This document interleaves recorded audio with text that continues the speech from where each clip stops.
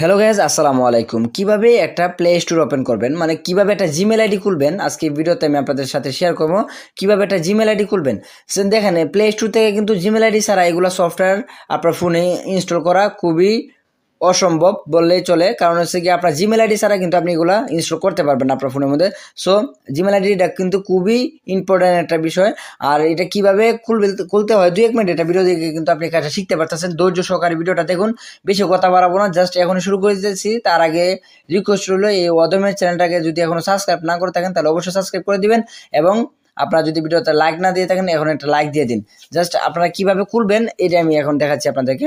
So দেখেন, এখানে আমি কি করলাম, এই যে প্লে স্টোরটা কিন্তু আমার ওপেন আছে, আমার জিমেল আইডি আছে। এবং আপনার খাতিরে কিন্তু প্রথম অবস্থা দেখা যাচ্ছে জিমেল আইডি নাই, সেই কারণে কিন্তু আপনি এটা ঢুকতে পারবেন না। আপনার যেরকম ইন্টারফেসটা আসবে আমি আপনাদেরকে দেখাচ্ছি। সো দেখেন, আমি শুরু থেকে আপনাদেরকে দেখাই। আপনি আপনার প্লে স্টোরে ক্লিক করার পরে আপনার প্লে স্টোরে